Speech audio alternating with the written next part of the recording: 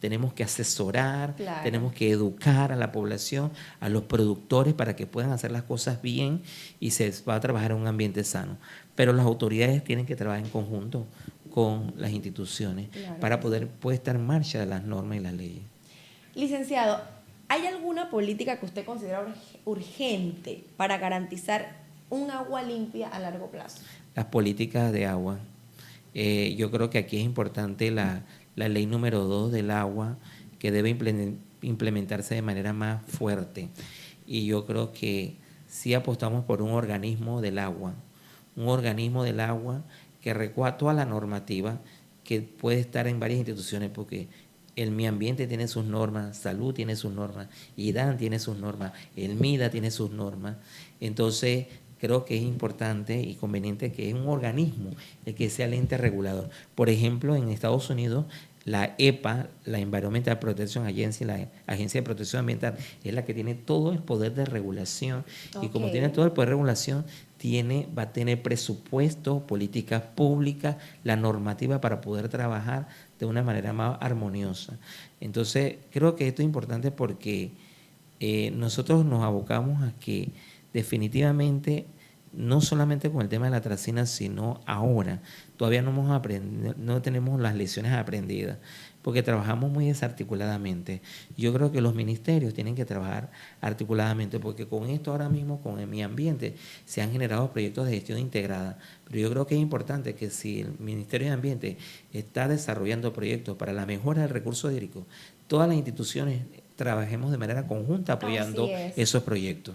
Así es. Entonces, hoy por hoy en Panamá, no hay un ente que regule únicamente el agua. Ajá. ¿Es así? Ahora mismo creo que va a ser Mi Ambiente la que va a manejar todo este tema. Entonces, yo sí soy yo sí soy de la mentalidad de que como instituciones tenemos que apoyar eso. Claro que O sea, sí. nosotros no podemos trabajar de manera desarticulada. Sí tenemos que trabajar IDAN, MINSA, MIDA en conjunto con Mi Ambiente. Yo creo que si nosotros trabajamos de una manera articulada, todo se va a llevar de manera armoniosa. Y todos vamos a hablar un mismo idioma y vamos a trabajar de una manera coordinada que podemos entonces llevar las acciones y ejecutar la normativa de manera adecuada. Claro que sí. Y cuando nosotros vemos esa articulación, definitivamente decimos, ¿sabes qué? Tenemos que hacer las cosas bien porque ya tenemos quien nos esté viendo y demás. Eso es así. ¿Cómo pueden entonces las comunidades también trabajar de manera efectiva en la vigilancia de la calidad del agua? Muchísimo. Lo digo por los acueductos rurales. Ellos tienen una... ¿Cuáles son, discúlpeme, cuando nos referimos a acueductos rurales hablamos de? Los acueductos rurales, el concepto habla de aquellas comunidades que administrativamente dirigen su propia agua, su propio acueducto, y que son poblaciones menores de 1.500 habitantes. Entonces, esas poblaciones menores de 1.500 habitantes no lo maneja el IDAN, lo maneja el MINSA. Y eso se constituye en lo que se llama juntas administradoras de agua, que se le constituye legalmente ellos tienen personería jurídica.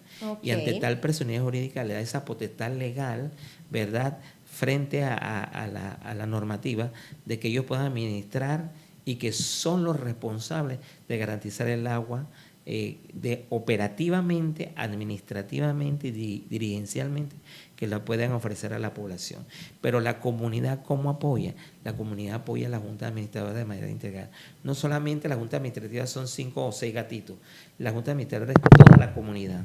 Eso quiere decir que si vamos a hacer procesos de limpieza del tanque, como en efecto nosotros en los acueductos rurales hablamos de un tema de que hay que hacer una limpieza de los tanques de almacenamiento de la tubería, cada 3 meses. En los acueductos rurales la limpieza se hace 3 veces al año. ¿Por qué? Porque los tanques almacenan mucho sedimento, las tuberías almacenan mucho sedimento. Y tenemos el reglamento operativo de que a través de la Junta Administradora se haga una limpieza profunda cada 3 meses para garantizar el agua que viene de las captaciones o de las turbinas entre y no se deteriore. Pero eso es con apoyo de la comunidad. ¿Existen programas o comités de cuencas activos del Río de la Villa? Sí, muchísimo. Podríamos hablar de que aquí en Panamá es también organizado con Mi Ambiente, ha llevado eso ha liderizado el tema de la formación de los comités de cuenca y los comités de subcuenca también, que están dando las capacitaciones. Y aquí en Azuero pues tenemos el famoso Comité de Cuenca 128, que es el Comité de Cuenca del Río La Villa, pero también tenemos otros comités conformados como el Río Parita, el Comité de Cuenca del Río Santa María, en la que hay 3 provincias involucradas, Veragua, Herrera y Los Santos. Tenemos el Comité de Cuenca del río Tonosí, 124, el Comité de Cuenca 126, que es entre el río La Villa y el río Tonosí. Entonces, estas unidades administrativas tienen un reglamento, que es la ley 144, que establece pues cómo es el funcionamiento en la parte legal y de operativa de un comité de cuenca, en la que están representados miembros de todas las instituciones ahí, y que ahora se está haciendo algunas modificaciones para incluir a la parte académica como Ministerio de Educación y la Universidad de Panamá. Muy interesante, muy importante, totalmente de acuerdo con eso. Sabemos que los gobiernos cambian cada 4 o 5 años, ¿verdad? ¿Qué retos existen para mantener una política continua de protección aún sabiendo estos cambios? Bueno, lo puedo decir, por ejemplo, como este programa Azuero Media, ¿verdad? Creo que debe ser un programa continuo y permanente. No es un programa de gobierno, es un programa de Estado. ¿Y qué quiere decir eso? Que debe ser continuo y permanente. Si tenemos un programa de vigilancia de los ríos, el monitoreo de la calidad del agua de los ríos no debe ser en el momento que haya problemas. Claro, debe ser constante durante todo el año para tener, ¿verdad?, puntos de alerta. Sí, no debe ser correctivo, debe ser preventivo. Exactamente, dijo la palabra correcta. Un programa preventivo. Y asimismo, todos los programas que están adscritos a mi ambiente van en búsqueda de eso. Y lo hay, porque, por ejemplo, los promotores de proyectos grandes que generan contaminación tienen que generar un programa de adecuación y manejo ambiental. Lastimosamente no lo ejecutan, ¿verdad? Porque solamente lo llenan como un requisito para cumplir con el estudio de impacto ambiental que les pide ese programa de adecuación y manejo ambiental. Pero cuando vamos a la realidad, no lo cumplen. Claro. Entonces, el promotor... No se ejecutó, nunca se ejecutó. El promotor tiene que poner de su parte. ¿Por qué? Porque si él es el dueño de una porcinocultura, si él es el dueño de una finca lechera, si él es el dueño de una urbanización, si él es el dueño de una actividad agrícola, usted tiene que tener procesos de adecuación y obviamente las instituciones fiscalizando y vigilando que eso se cumpla. Entonces, en la actualidad, regularmente, ¿quién lo supervisa? ¿Quién fiscaliza este? Por ejemplo, los programas de adecuación y manejo ambiental, los PAMA, los fiscaliza mi ambiente. Okay. O sea, porque son los estudios de impacto ambiental que se hacen para cumplir un requisito previo para la categorización del estudio dependiendo de la actividad que se vaya a realizar, pero cualquier problema de contingencia de contaminación, y este PAMA es como si fuera un programa preventivo correctivo, porque cualquiera situación que se dé, ahí están las recomendaciones de cómo actuar. Y eso es lo que hace falta, por ejemplo, y siempre lo he dicho, a las plantas potabilizadoras que tienen que tener sus planes de acciones y adecuaciones. O sea, claro, las potabilizadoras deberían tener esto. Claro que sí. Hace un ratito hablábamos de la conexión que hay entre basura y contaminación, definitivamente, ¿no? Entonces, ¿qué tipo de desechos son los más perjudiciales para nuestros ríos? Hay muchísimos, pero nosotros podemos clasificar los desechos de tipo orgánico, sólidos, líquidos, orgánicos e inorgánicos. Los más peligrosos para nuestros ríos, lo que provoca lo que es la alta contaminación, son los contaminantes orgánicos, ¿verdad? Esto trae como consecuencia que las aguas residuales, que es el mayor problema de nuestros ríos, procedentes de lagunas de oxidación mal manejadas, procedentes de barriadas que desechan sus aguas residuales, procedentes de plantas de tratamiento de aguas residuales que no operan adecuadamente. Entonces esto aumenta la carga orgánica, y al aumentar la carga orgánica, eso hace que el oxígeno baje totalmente en nuestras aguas, en nuestros cuerpos de agua de los ríos, y al bajar los oxígenos, eso baja, ¿verdad?, la diversidad animal. Entonces eso contribuye a degradación del recurso hídrico. Entonces creo que es importante que aquí se establezca, por ejemplo, que, por ejemplo, en el caso del río La Villa, uno de los más grandes contaminantes en la parte baja es la descarga de aguas residuales sin ningún tipo de tratamiento. A pesar de que existe una planta de tratamiento de aguas residuales en Chitré, pero lastimosamente no está operando al 100%, ya nada más opera al 50%, porque todavía falta algunas bombas, ¿verdad?, que mandan las aguas hacia la planta que no están funcionando. Entonces esta planta de Chitré ha sido un paliativo pues para Chitré y para la ciudad de La Villa, porque acuérdense que La Villa hubo un problema de que teníamos un sistema de alcantarillado obsoleto que hubo que adecuarlo. Ok, licenciado, entonces esta planta está trabajando el 50% desde hace ¿cuántos años? Esta planta es nueva, tiene como no más de 10 años. Ok. Ella fue planificada, construida con toda la tecnología, una buena planta de tratamiento de aguas residuales. Lo único que ella todavía se mantiene como bajo la parte operativa de ROXA. Ella no ha sido traspasada al IDAN. Sin embargo, ella está trabajando, ella está haciendo sus monitoreos. Ha sido una medida preventiva para evitar esa gran carga orgánica que va al agua. Sin embargo, siempre hay algo de descarga que no se ha podido, ¿verdad?, readecuar o recanalizar para que vaya a esta planta de tratamiento. Ok. ¿Qué medidas simples podría adoptar cada ciudadano, cada uno de nosotros, para reducir la contaminación del agua? Reciclando la basura, ese es uno. Dos, en vez de, por ejemplo, el agua de fregado, eso lo veo mucho en las comunidades rurales. Las comunidades rurales generan agua de fregado por esa lavaza, ese jabón. Ellos no lo botan, ellos lo utilizan para otras cosas, lo utilizan para lavar, ¿verdad? O sea, no descartan esa agua. Quizás lavan el piso, lavan hasta el baño, lo pueden lavar con... Por ejemplo, ahora nosotros vamos a tener con el tema del operativo de desinfección, hay mucha agua que se va a perder con esta desinfección, que nosotros podíamos utilizarlo de alguna manera adecuada para limpiar los patios. Claro. Y ahora que se avecina el mes de diciembre y hacemos limpieza y sacamos de todos los muebles, podríamos utilizar esa agua que se va a desperdiciar con niveles altos de cloro, obviamente eso es muy importante decirlo, porque va a haber una desinfección profunda, implica que hay una dosis un poco elevada de cloro, la cual el agua no se puede consumir, pero sí se podía reutilizar para limpieza de pisos, para limpieza de los mismos sanitarios. Así es. Entonces, esta limpieza que estamos hablando, ¿cuándo sería? Ya el operativo de desinfección de las plantas potabilizadoras de las redes empezó el 6 de noviembre con Llano de Piedra, la planta. Okay. Y va de manera paulatina a lo que es la planta Roberto Reina en Chitré, luego Rufina Alfaro y termina en la potabilizadora de Macaracas. ¿Cómo nosotros podemos saber cuándo nos toca a nosotros?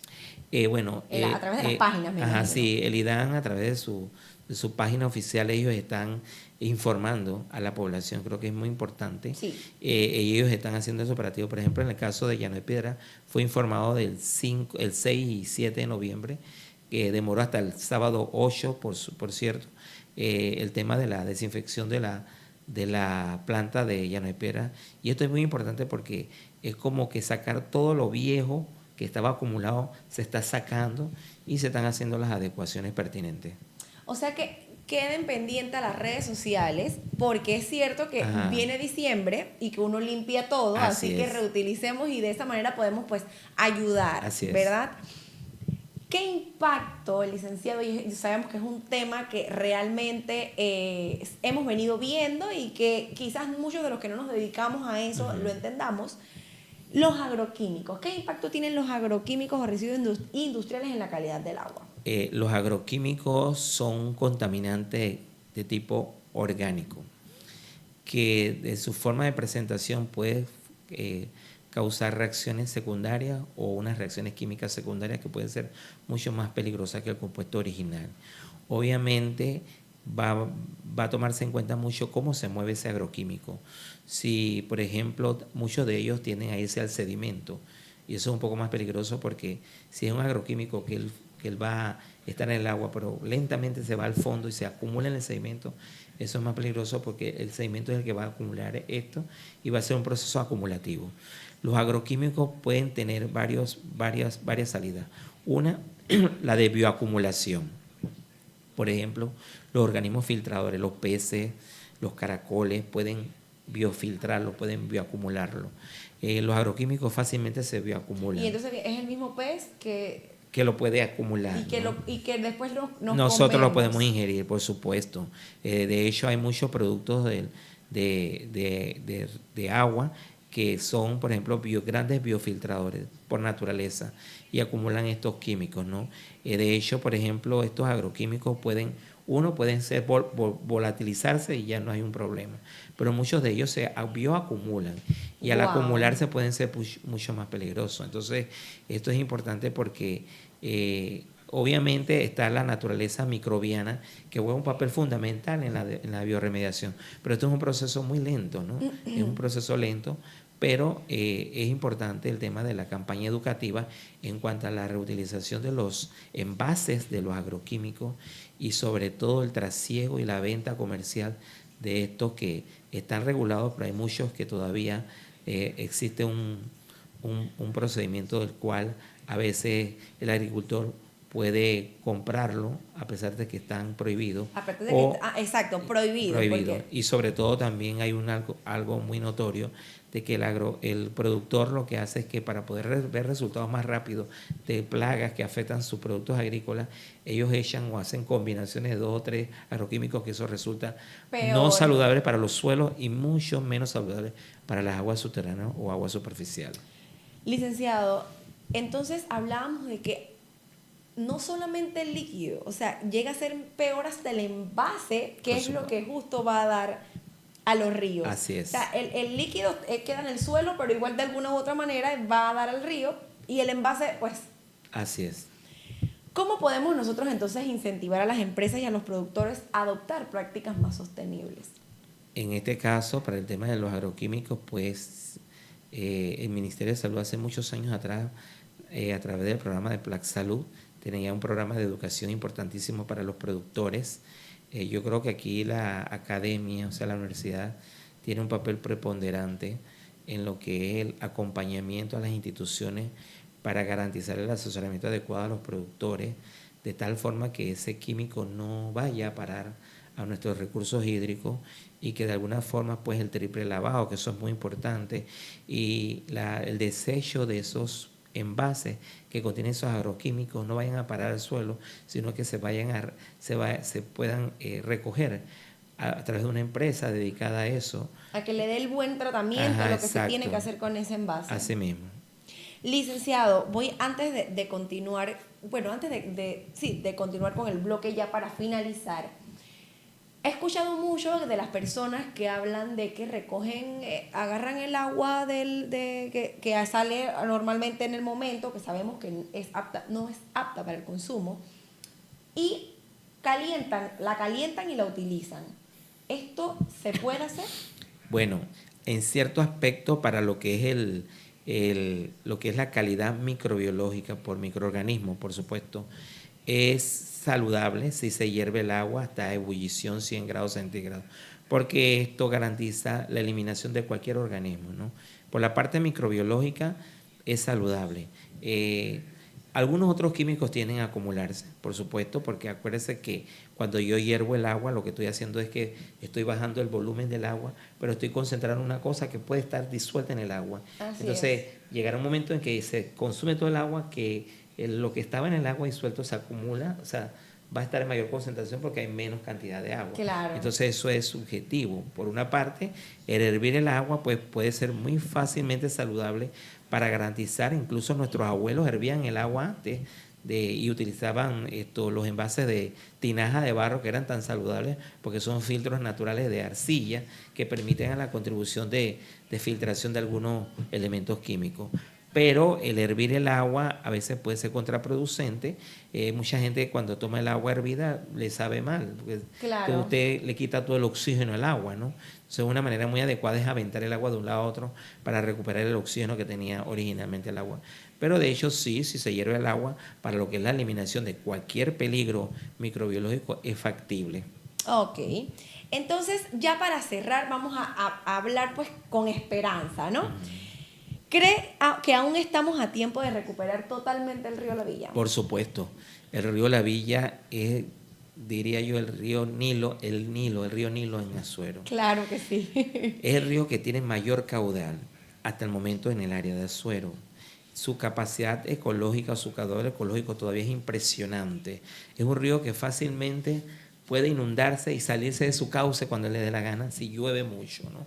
Entonces, este es un proceso natural que permite que nuestros ríos se puedan autopurificar. La madre naturaleza es bien sabia, ¿no? Así es. Si no, lo contrario, si no lloviera, tuviéramos grandes problemas, porque todo el químico que cae tendría que acumularse, y es como que yo agarraría una cuchara, varias cucharas de azúcar y lo echo en un vaso que tiene agua y lo saturo con demasiada azúcar que ya se saturó porque hay muy poca agua. Ya no hay agua. Así mismo es el río. Si el río no tiene un suficiente caudal, llega un momento en que se satura y pierde ese caudal ecológico, ¿no? Pero los ríos, por naturaleza, todavía tienen caudal ecológico. Por ejemplo, en el caso del río La Vía, tiene esa capacidad, tiene esa naturaleza, porque todavía tiene un colchón hídrico, un pulmón allá en la reserva forestal en Chepo de las Minas, que garantiza que todavía llega renovación y autopurificación del agua. Esta pregunta que le voy a hacer a continuación, realmente yo lo vemos lo comprometido que está, pero me gustaría escucharlo de usted. ¿Qué compromiso personal mantiene usted con la protección de nuestras fuentes hídricas? Muchísimo. Mi primer compromiso es la educación a la juventud. Estoy muy compenetrado con la educación ambiental, pero a la juventud y el relevo de generación, porque nosotros tenemos que inculcarle a ese joven que nos va a reemplazar y que tiene que tener una madurez ambiental fortalecida de valoración del ambiente, que de esta forma podemos entonces tener hombres y mujeres capaces de poder mantener la integridad en un ambiente. Claro que sí. Para finalizar, ¿qué mensaje le gustaría dejarle a todos los que nos escuchan, tanto jóvenes como niños, como adultos, que nos escuchan sobre el cuidado del agua? Esto es un mensaje muy importante porque como azuerense ya hemos aprendido una lección. Quizás son 2 o 3 lecciones ya, pero yo creo que es en el momento en que ya tengamos un cambio de mentalidad y veamos el recurso hídrico ya de una manera diferente. El recurso hídrico es amigo de nosotros, nos va a proteger, va a garantizar que nosotros tengamos agua disponible, pero en la medida en que nosotros aprendamos a valorar que el agua se bebe todos los días, que nos paramos y lo primero que hacemos es lavarnos la cara, que lo primero que hacemos es cepillarnos y con agua, que lo primero es enjabonarnos, pero nos tenemos que enjuagar con agua, que bañarnos es algo diario, y de allí ya nosotros entonces vamos a aprender a valorar el agua. Claro que sí, sumado a eso, la cocina, la lavada, la fregada, los baños, que eso era algo que nos tenía histéricos con el tema del agua. Pero sí, totalmente de acuerdo con usted, muy agradecida, realmente me siento orgullosa también de poder contar con personas como usted tan comprometida tanto en el tema de calidad del agua, fuera del centro educativo como en el centro educativo como tal. Un placer tenerlo acá con nosotros. Muy amable. Y ustedes, amigos, recuerden seguirnos en todas nuestras redes sociales, Azuero Media en Instagram, pueden descargar el app en Google Play. También queden pendientes de todas nuestras redes sociales para más contenido. Nos vemos en el próximo episodio de Azuero Verde. Gracias.